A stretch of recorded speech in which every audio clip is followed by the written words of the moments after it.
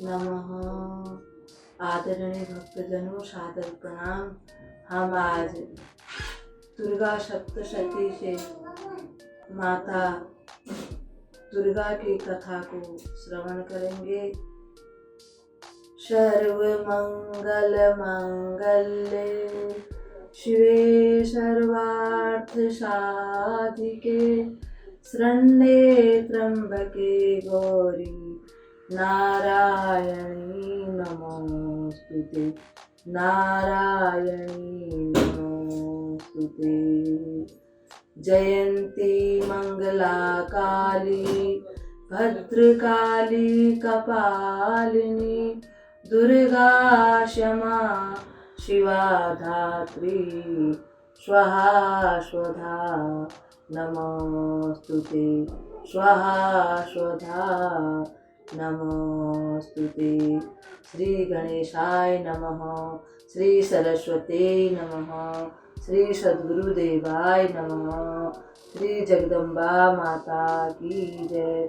बोल श्री सांचे दरबार की जय।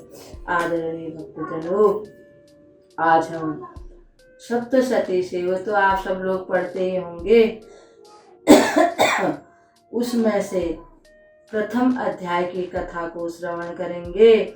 इसमें मेधा नाम के एक ऋषि हैं और सुरथ नाम के एक राजा हैं और समाधि नाम के एक वैश्य हैं। इनकी कथा वर्णन की गई है। इनकी कथा को आज हम सुनेंगे। एक बार की बात है कि ये जो मेधा ऋषि के आश्रम में राजा और ये बनने गए थे, इन्होंने वहाँ पर मुनि से एक प्रश्न किया, तो उसी की कथा यहाँ पर आज वर्णन की जाती है। भगवान विष्णु के सो जाने पर मधु और कैढ़व को मारने के लिए कमल जन्मा, यानी कमल से जो उत्पन्न हुए थे, यानी ब्रह्मा जी ने जिन भगवती देवी की प्रार्थना की थी, उन काली देवी का हम सेवन करते हैं, यानी हम उनकी प्रार्थना करते हैं। वे अपने 10 हाथों में खड्ग चक्र गदा बाण धनुष परिध शूल कुशुंडी मस्तक और शंख धारण करती हैं। उनके 3 नेत्र हैं। वे समस्त अंगों में दिव्याभूषणों से विभूषित हैं। उनके शरीर की कांति नीलमणि के समान है तथा वे 10 मुख और 10 पैरों से युक्त हैं। ऐसा उन माता का वर्णन है। तो एक समय की बात है, जो सूर्य भगवान के पुत्र थे, सावर्णी, जो 8वें मनु कहे जाते हैं, उनकी उत्पत्ति की कथा हम विस्तार पूर्वक सुनेंगे। सूर्य कुमार महाभाग सावर्णी भगवती महामाया के अनुग्रह से जिस प्रकार मनवंतर के स्वामी हुए, वही प्रसंग आज हम सुनेंगे। पूर्व काल की बात है। स्वारोचिस मनवंतर में सुरथ नाम के एक राजा हुए, जो चैत्र वंश में उत्पन्न हुए थे। उनका समस्त, यानी कि जो जितनी पृथ्वी है, 7 सागरों वाली जो पृथ्वी है, उसी पर उनका राज्य था, यानी पूरे भूमंडल के वही राजा थे। वे बड़े धर्मात्मा राजा थे। अपनी प्रजा को अपने पुत्रों की तरह ही वो पालन को करते थे। फिर भी कोला विध्वंसी राजा उनके दुश्मन हो गए। उन लोगों ने राजा के राज्य पर आक्रमण कर दिया। उन लोगों ने जब आक्रमण कर दिया तो राजा की जो सेना थी वो बहुत बड़ी थी, परंतु फिर भी उनकी जीत हो गई। अब जीत का क्या कारण है? जब महाराज सुरथ की इतनी बड़ी सेना थी, उनकी सेना बहुत कम थी। उनकी जीतने का और राजा सुरथ के हारने का कारण ये था कि जो राजा सुरथ के जो सैनिक थे, वो पूरे मनोबल के साथ युद्ध में नहीं लड़े थे, इसलिए उनकी हार हो गई। जब राजा हार गए तो वे आकर के अपने राज्य महल में आ गए और सिर्फ एक ही प्रदेश के राजा बनकर रह गए। वहाँ पर भी उन लोगों ने उन राजा को चैन से नहीं जीने दिया। उनके जो मंत्री थे और जो सेनापति थे, उन लोगों ने आपस में षड्यंत्र करके राजा का सारा धन हड़प लिया, सारा धन अपने कब्जे में कर लिया। इस प्रकार से राजा का जो बल था वो क्षीण हो गया। जब अपने ही लोग दुख देते हैं तो फिर बड़ा कष्ट होता है। जिस पर कोई विश्वास करता है, अगर वही धोखा देता है तो बड़ा कष्ट होता है। तो एक दिन राजा ने सोचा कि अब यहाँ रहकर क्या फायदा है, क्योंकि राज्य तो दुष्ट लोगों ने हड़प लिया है, धन भी सब हड़प लिया है। वे चले गए वन में, एक घोड़े पर बैठे और वन में चले गए। चलते चलते वे एक जंगल में पहुंच गए और वहाँ उन्होंने देखा कि एक बड़ा सुंदर आश्रम है। उस आश्रम में जाकर के उन्होंने अपने घोड़े को बांध दिया और उन्होंने देखा कि वह आश्रम मेधा ऋषि का है। बोल श्री मेधा जी ऋषि महाराज की जय। और वहाँ उनके सैकड़ों ऋषि मुनि बड़े प्रेम से इधर उधर विचरण कर रहे हैं, उस आश्रम की शोभा बढ़ा रहे हैं। वहाँ पर जो जंगली जानवर हैं, जैसे शेर, चीता, भालू, सुअर, जितने भी जंगली जानवर होते हैं, ये बड़े प्रेम से रह रहे हैं उस आश्रम में। राजा को यह सब देख करके बड़ी प्रसन्नता हुई। अब वे उसी आश्रम में बड़े आराम से इधर उधर विचरण करने लगे। एक दिन उन्होंने देखा कि उसी आश्रम में एक वैश्य आकर के ठहरे हुए हैं। उन्होंने उनके पास जाकर पूछा, कहा, भाई तुम कौन हो और तुम्हारे यहाँ आने का क्या कारण है? तुम शोकग्रस्त यानी दुखी से क्यों दिखाई देते हो? ये सारी बातें मुझे बताओ। राजा सुरथ का प्रेम पूर्वक पूछना था कि वैश्य को उन पर बड़ा विश्वास हो गया और उनका गला भराया और वे कहने लगे कि हे राजन, मैं धनियों के कुल में उत्पन्न हुआ एक वैश्य हूँ। मेरे पुत्र और मेरी पत्नी ने धन के लालच में आकर मुझे घर से निकाल दिया। मैं यहाँ आ तो गया हूँ, परंतु मेरा मन घर पर ही पड़ा हुआ है, क्योंकि मैंने बड़ी मेहनत से, बड़ी कठिनता से धन इकट्ठा किया था। मैं सोच रहा हूँ कि मेरे जो पुत्र हैं वो सदाचारी हैं या अनाचारी हो गए हैं, वे अच्छा काम कर रहे हैं या बुरा काम कर रहे हैं, मेरी पत्नी किस प्रकार से रहती होंगी, वो लोग मेरे को याद करते होंगे या नहीं करते होंगे, इसी कारण से मैं दुखी हो रहा हूँ। तब राजा ने कहा कि हे वैश्यवर, जब उन लोगों ने आपका धन छीन लिया, आपको घर से निकाल दिया, फिर आप ऐसा क्यों सोच रहे हो? वे दोनों भी इस प्रश्न को लेकर के ऋषि के पास गए, मेधा ऋषि के पास गए। उन्होंने जाकर के उनसे कहा, ऋषि के चरणों में प्रणाम करके कहा कि हे ऋषिवर, ये जो वैश्यवर हैं, ये भी अपने घर से आए हुए हैं, इनका भी इन लोगों ने अपमान किया और घर से निकाल दिया। मेरा भी राज्य छिन गया, मेरे मंत्रियों ने ही मेरे साथ धोखा कर दिया, सेनापतियों ने धोखा कर दिया। जब वो राज्य मेरा अब है ही नहीं, फिर भी मुझे उसकी ममता बनी हुई है। मैं भी यही सोचता हूँ, मेरे राज्य के लोग कैसे होंगे, मेरे घर परिवार वाले कैसे होंगे, मेरा राज्य ठीक ठाक से हो भी रहा होगा कि नहीं, चल रहा होगा कि नहीं। जो बड़ी मेहनत से, बड़े कष्ट से हमने धन इकट्ठा किया था, वो धन अब रहा होगा कि नहीं, इसका क्या कारण है? तब मुनि श्रेष्ठ मेधा ने कहा कि हे राजन, ये तुम्हारा इसमें कोई दोष नहीं है, क्योंकि यह महामाया जगत जननी उस भवानी की ही माया है। वे जगत का पालन करने वाली, जगत का कल्याण करने वाली जो जगदम्बा है, उसी ने सारी माया फैला रखी है। उसी ने इस संसार की रचना की है, उसी ने इस संसार को बनाया है, और वही इस मनुष्य को मोह फांस में डाल देती हैं। तुम तो जानते ही हो, पशु पक्षी मनुष्य सब में बुद्धि होती है, सब अपनी अपनी बुद्धि के अनुसार कार्य करते हैं।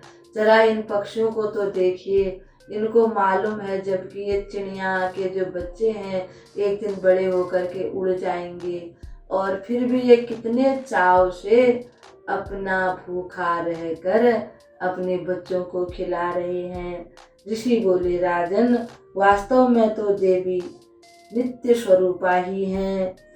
वे सारे जगत उनका ही स्वरूप कहा जाता है, फिर भी वे भक्तों की रक्षा करने के लिए शरीर धारण कर देती हैं।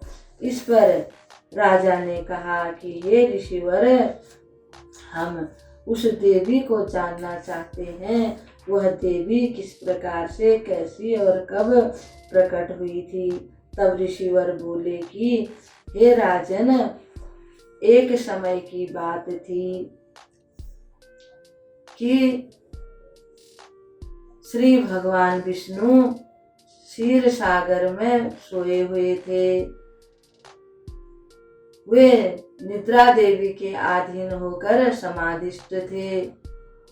उनके कान के मैल से 2 राक्षस पैदा हो गए, मधु और कैडभ नाम के। वे ब्रह्मा जी को खाने के लिए मन बना रहे थे, उद्योग कर रहे थे, यानी उनको अपना मन बना रहे थे कि ब्रह्मा जी को हम खा जाएं।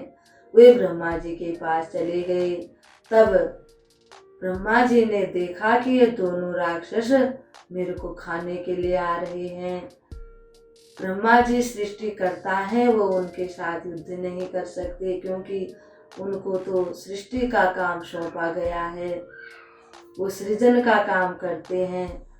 इसलिए वे परमपिता परमात्मा श्री नारायण के पास गए। जब उन्होंने देखा कि नारायण तो योग निद्रा के अधीन हो रहे हैं, तब उन्होंने उस भगवती महामाया की प्रार्थना की। उन्होंने कहा, तुम काली हो कल्याणी हो माँ, मैं जहाँ देखूं वहाँ योग माया। तुम काली हो कल्याणी हो माँ, मैं जहाँ देखूं वहाँ योग माया। मैं जहाँ देखूं वहाँ योग माया। तुम सागर से उत्पन्न हो माँ, तुम सागर से उत्पन्न हो माँ। तुम विष्णु की पटरानी हो माँ, तुम विष्णु की पटरानी हो माँ। तुम वैभव देने वाली हो माँ। मैं जहाँ देखूं वहाँ योग माया। मैं जहाँ देखूं वहाँ योग माया। तुम काली हो कल्याणी हो माँ, मैं जहाँ देखूं वहाँ योग माया। मैं जहाँ देखूं वहाँ योग माया। तुम महिषासुर मर्दनी हो माँ, तुम महिषासुर मर्दनी हो माँ। मैं जहाँ देखूं वहाँ योग माया। तुम महिषासुर मर्दनी हो माँ, तुम भोले की पटरानी हो माँ। तुम गणपति की महतारी हो माँ। मैं जहाँ देखूं वहाँ योग माया। तुम काली हो कल्याणी हो माँ। मैं जहाँ देखूं वहाँ योग माया। इस प्रकार से भगवान विष्णु ने और भी कई प्रकार से उनकी आराधना की, स्तुति की। तुम सावित्री हो, स्वाहा स्वधा हो, महाकाली हो, महागौरी हो। हे माता, ये संसार की तुम आदि स्वरूपा, आदि शक्ति हो। तुम ही सृष्टि की रचना करती हो, तुम ही पालन करती हो, अंत समय में तुम ही इसका संहार भी करती हो। इस प्रकार से जब ब्रह्मा जी ने उस माता की स्तुति की, वह माता उनके सामने प्रकट हो गई। ब्रह्मा जी ने कहा, हे माता जगदम्बा, आप ये मधु और कैटभ नाम के जो राक्षस हैं, इनका वध करने के लिए भगवान विष्णु को जगा दो और उनकी बुद्धि में ये भर दो कि इनका वो वध कर दें। तब माता ने ऐसा ही किया। उनके नेत्रों से, उनके वक्षस्थल से, उनके सिर से माता रानी हट गई और विष्णु भगवान की निद्रा से जाग गए। और विष्णु भगवान का उन राक्षसों के साथ 5000 वर्ष तक युद्ध चलता रहा। अंत में माता का विष्णु भगवान ने ध्यान किया और वह राक्षसों से कहने लगे कि हे दैत्य वीरों, तुम बड़े बहादुर हो, तुम्हारा युद्ध कौशल अनोखा है। मेरे को थोड़ा श्रम हो गया है, यानी मैं थोड़ा थक गया हूँ, मैं थोड़ी देर विश्राम कर लेता हूँ। अगर तुमको कोई वर चाहिए तो तुम मुझसे कोई वर मांग लो। वे दोनों राक्षस एक साथ बोले, हम कोई भिखारी नहीं है जो तुमसे हम वर मांगेंगे।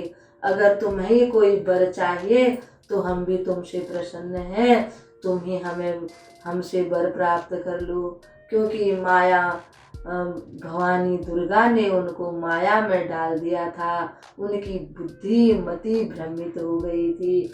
तब विष्णु भगवान ने कहा, यदि तुम मुझ पर प्रसन्न हो तो तुम मेरे हाथों से मारे जाओ। इस पर उनको बड़ा आश्चर्य हुआ। वो सोचने लगे, ओहो हम तो ठगे गए। फिर भी उन्होंने अपनी बुद्धि लगाई और कहने लगे कि हे विष्णु, वो विष्णु, जहाँ पर पानी ना हो, क्योंकि उस समय पूरा जो ये पूरी पृथ्वी पानी से भरी हुई थी, कहीं सूखा भी नहीं था। जहाँ पर सूखा हो हमें वहीं पर आप मारना। तब विष्णु भगवान ने कहा, तथास्तु, ऐसा ही होगा। विष्णु भगवान ने अपना आकार इतना बड़ा कर दिया कि वो तो छोटे से दिखाई देने लगे। अंत में उन्होंने अपने जांघ पर रख करके उनका गोविंदाय नमो नमः, जय माता की कर दिया और उनका उद्धार कर दिया। इस प्रकार से भगवान ने माया, जो हमारी दुर्गा महारानी हैं, उनके प्रथम दिनवश की कथा मार्कंडेय जी सुना रहे हैं। इस प्रकार से वो भगवान ब्रह्मा जी की स्तुति करने पर प्रकट हुई थी। अब आगे की कथा को हम श्रवण करते हैं। भक्तजनों, द्वितीय अध्याय की कथा श्रवण करेंगे। देवताओं के तेज से देवी का प्रादुर्भाव और महिषासुर की सेना का वध, ये है दूसरी कथा।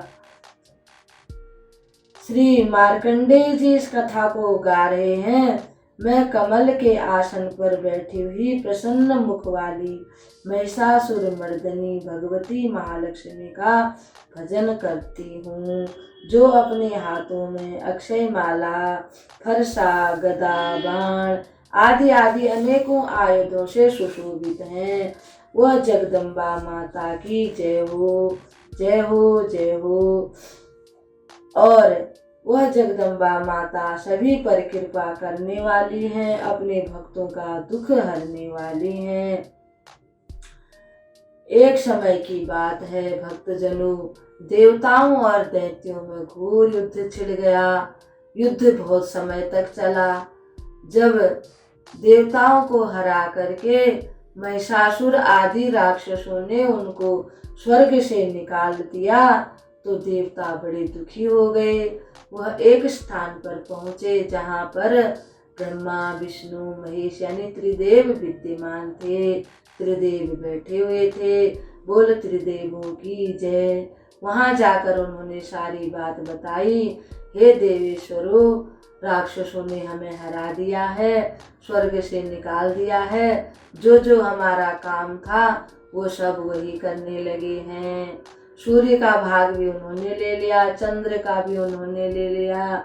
सभी मंगल बुध जितने भी देवता थे सबका भाग, अब सबका काम वही करने लगे हैं। हम लोग तो पृथ्वी पर मनुष्यों की भांति विचरण कर रहे हैं। अब हमने उनकी करतूत आपको सुना दी है। अब आपको जो उचित जान पड़े वह कीजिए।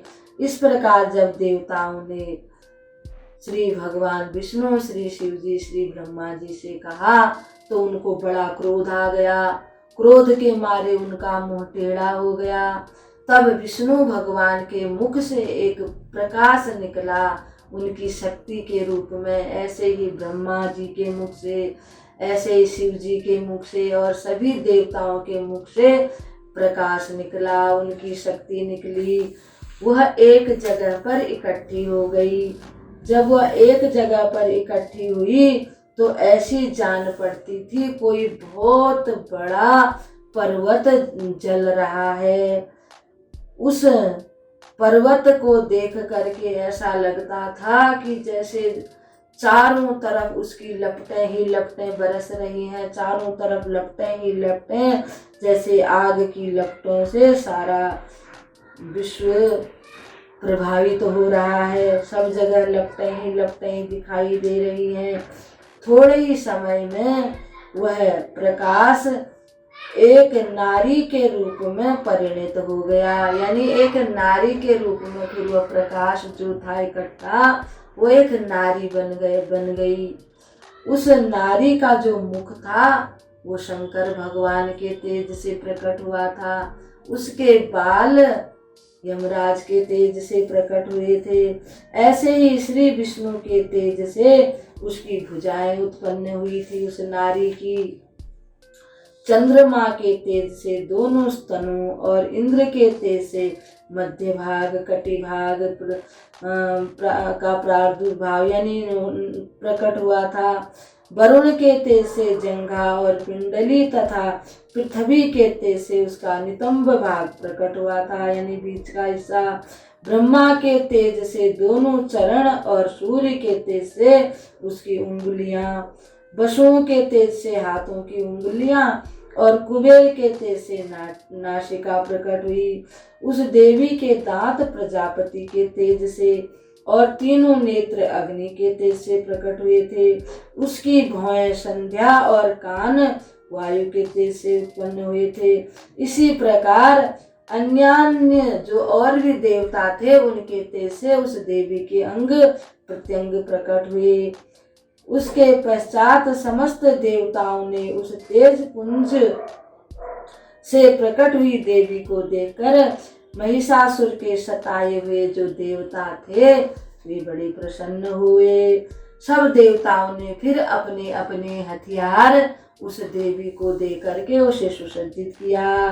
भक्तजनों, पिनाकधारी भगवान शंकर ने अपने शूल से एक शूल निकाला और उन देवी को दिया। भगवान विष्णु ने भी अपने चक्र से उत्पन्न करके भगवती को एक चक्र दिया। वरुण ने भी शंख भेंट किया। अग्नि ने उन्हें शक्ति दी और वायु ने धनुष तथा बाण से भरे हुए 2 तरकस दिए। सहस्त्र नेत्रों वाले देवराज इंद्र ने अपने वज्र से एक वज्र निकाल के उन्हें प्रदान दिया। यमराज ने काल दंड से दंड, वरुण ने पास, प्रजापति ने स्फटिक की माला तथा ब्रह्मा जी ने कमंडलू भेंट किया। देवी मैया को सूर्य ने देवी के समस्त जो रोम होते उनमें अपना प्रकाश भर दिया। काल ने उन्हें चमकती हुई ढाल और तलवार दी।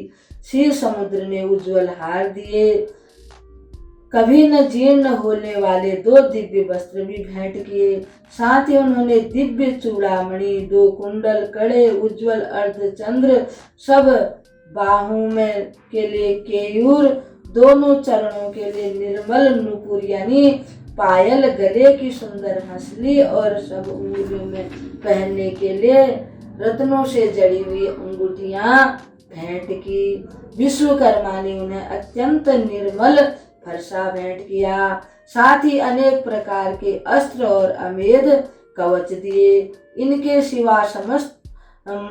इसके सिवा मस्तक और वक्षस्थल पर धारण करने के लिए कभी न कुमलाने वाला यानी कभी न मुरझाने वाले कमलों की माला दी।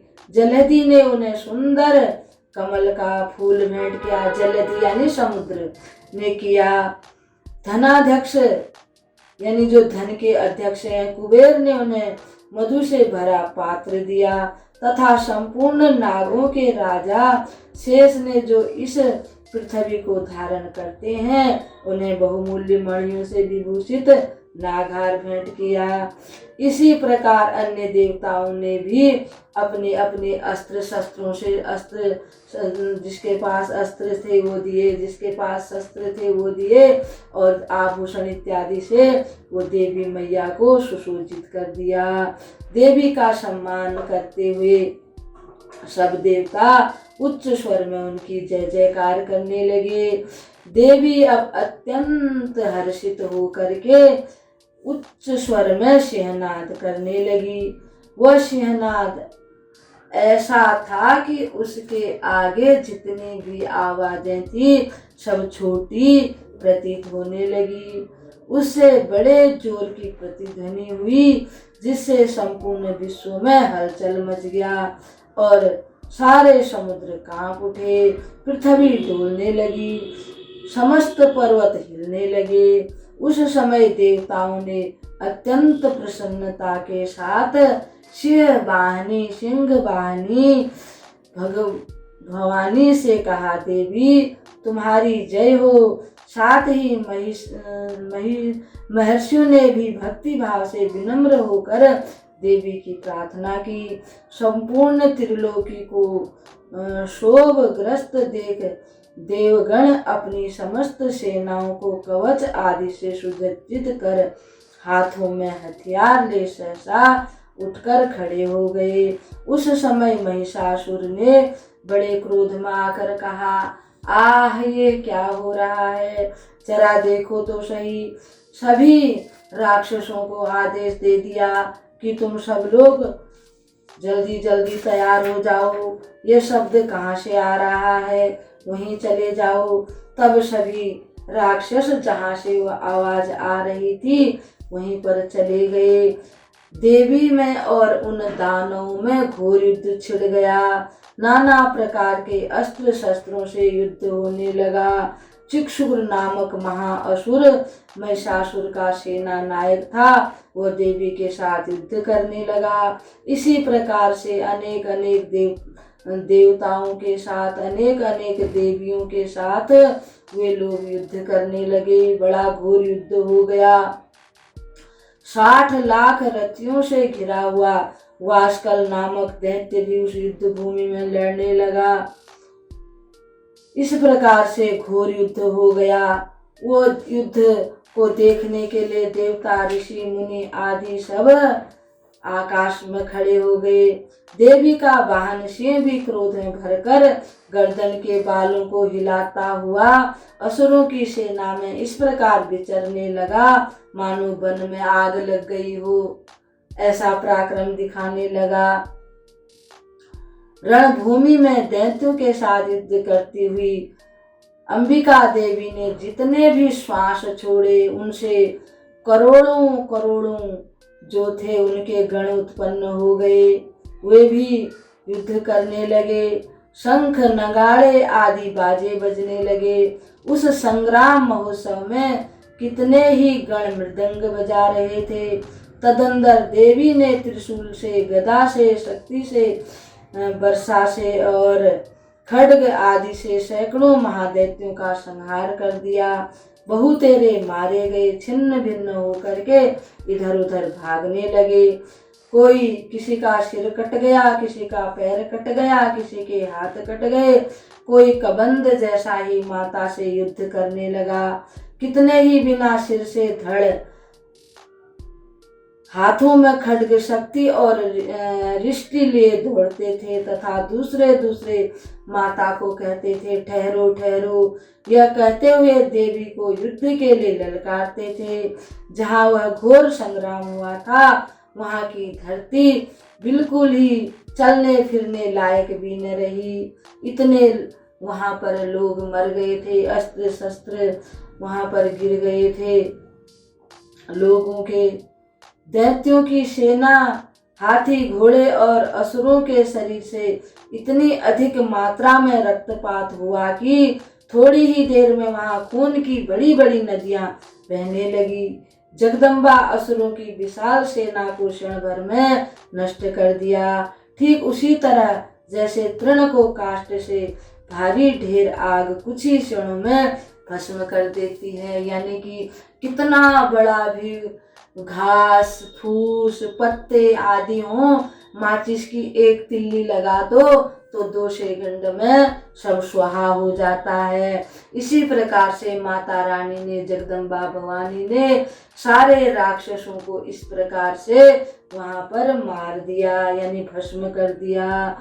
और वह सिंह भी गर्दन के बालों को हिला हिला कर जोर जोर से गर्जना करता हुआ दैत्यों के शरीर से मानो उनके प्राण निकाल लेता था। वहां देवी के गणों भी महादैत्यों के साथ घोर युद्ध करने लगे, जिससे आकाश में खड़े हुए देवतागण उन पर बहुत प्रसन्न होकर के फूलों की वर्षा करने लगे। इस प्रकार श्री मार्कंडेय पुराण में सावर्णी मनवंतर की कथा के अंतर्गत देवी महात्म्य में महिषासुर सेना का वध नामक दूसरा अध्याय संपन्न हुआ। अब हम यहाँ आज इस कथा को यहीं पर विराम लगा देते हैं। भक्तजनों, अब आप कल तीसरी कथा को सुनेंगे माता रानी की, और माता रानी का ध्यान करते हुए, जगदम्बा का ध्यान करते हुए, नवरात्रों के व्रत करते हुए अपने घर परिवार के साथ अपना कल्याण करें। बोल श्री जगदम्बा भवानी की जय। बोल साचे दरबार की जय।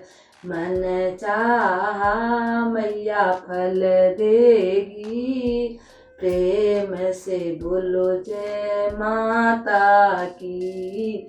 मन चाहा मैया फल देगी, प्रेम से बोलो जय माता की। आज नहीं तो मैया कल देगी, प्रेम से बोलो जय माता की।